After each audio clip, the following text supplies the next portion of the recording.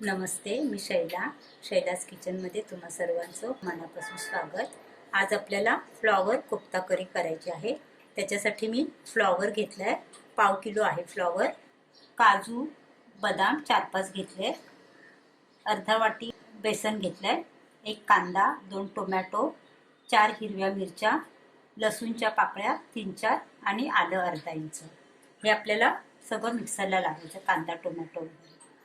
आणि नंतर साहित्य दुसरं मसाल्याचं, धने जिरं पावडर 1 चमचा, काश्मीरी लाल तिखट पावडर आहे अर्धा चमचा, हळद अर्धा चमचा, हे मालवणी मसाला आहे अर्धा चमचा, कसुरी मेथी 1 चमचा, गरम मसाला छोटा 1 चमचा, हिंग, मिरी पावडर आहे अर्धा चमचा, आलं लसूण पेस्ट 1 चमचा आणि मीठ, चवीनुसार मीठ.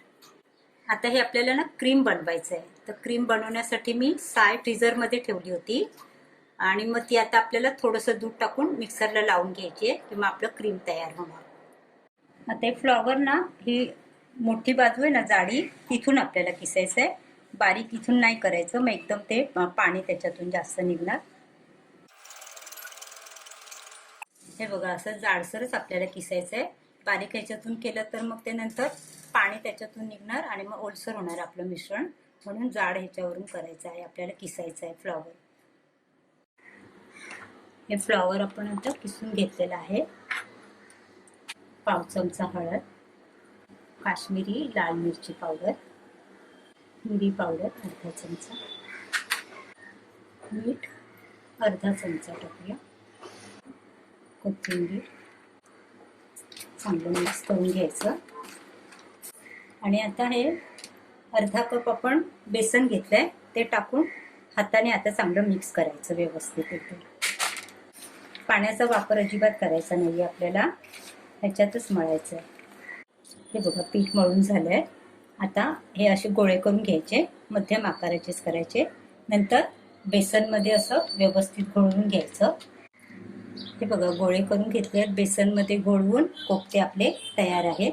आता आपल्याला तेल गरम करायला ठेवलंय आणि एकदम एकदम लो नको, मीडियम ठेवायचं आणि फ्राय करून घ्यायचे. एका वेळेला 4च टाकले आहेत मी, आणि 2-3 मिनटं झाले ना की असं कढई जरा अशी हे करायची, म्हणजे ते खाली चिकटणार नाही. 2-3 मिनटं झाले आहेत. आता आपण पलटून घेऊया आणि छान गोल्डन कलर झाला की नंतर आपल्याला काढायचे. हे बघा, छान गोल्डन कलर आलाय. आता आपण हे कोफ्ते काढून घेऊया आणि अशाच पद्धतीने हे पण आपल्याला फ्राय करायचे. गॅस मीडियम ठेवायचा, जास्त फास्ट पण नको आणि स्लो पण नको, मीडियम ठेवायचं. आता मी गॅस कमी करते. व्यवस्थित तेल चांगलं निथळून घ्यायचं. कांदा, टोमॅटो, मिरची, लसूण, आलं, काजू आणि बदाम हे सगळ्याची पेस्ट करून घ्यायची आपल्याला. कढई ठेवली आहे गॅसवर, गॅस कमी ठेवलाय. 2 चमचे तेल टाकूया, मोठे 2 चमचे. 2 लवंग घेतले, हिरवी वेलची 2, जिरं आणि दालचिनी, आलं लसूण पेस्ट,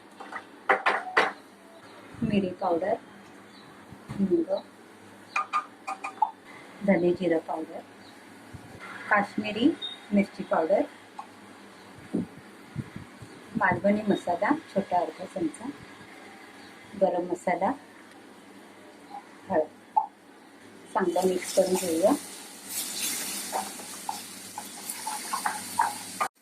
हे आपण वाटून घेतलं ना कांदा टोमॅटो, छान एकदम मस्त व्यवस्थित मिक्स करायचं तेलामध्ये. तेल सुटेपर्यंत चांगलं शिजू द्यायचं. हे बघा, साईडने छान तेल सुटलंय आणि मसाला छान शिजलाय. आता आपण कसुरी मेथी अशी हातावर घ्यायची आणि अशी कुस्करून टाकायची. नरम झाली ना तर थोडी तव्यावर गरम करून घ्यायची. पावसाळ्याचे दिवस आहेत ना, तर नरम होते.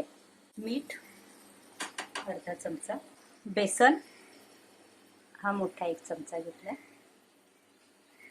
आणि हे क्रीम घेतलंय, म्हणजे साय मी मिक्सरला लावून घेतली आहे, त्याच्यामध्ये थोडंसं दूध टाकून मिक्सरला लावून क्रीम तयार केलं, फ्रेश क्रीम, ते 1 चमचा टाकायचं. आणि साखर अर्धा चमचा. हे आता छान मिक्स करून घेऊया. पाणी टाकूया. खूप पातळ नाही ग्रेव्ही करायची आणि एकदम घट्ट पण नाही, मध्यमच करायची.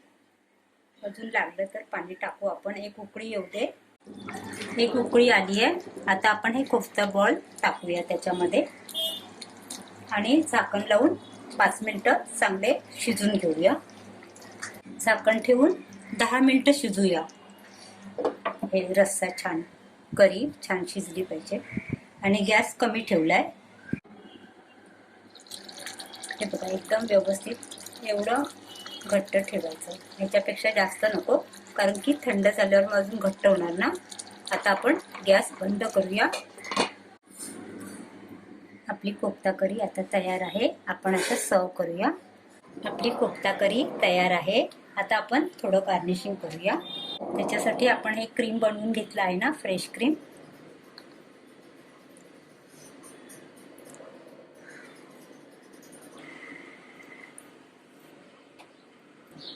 थोडी कोथिंबीर टाकूया. तयार आहे. आता हे कोफ्ता करी आपण चपाती सोबत, पुरी सोबत, राईस सोबत छान लागतं. तुम्हाला मी आता टेस्ट कशी झाली आहे ते सांगते. चपाती सोबत खाऊन दाखवते.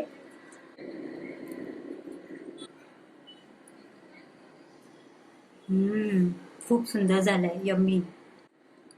आता मी चपाती सोबत करी टेस्ट केली. आता कोफ्ता पण कसं झालंय ते बघूया. मस्त. आता ही बघा, माझी रेसिपी तुम्हाला आवडली तर लाईक करा, शेअर करा, सबस्क्राईब करा आणि बेल आयकॉन दाबायला विसरू नका. थँक्यू.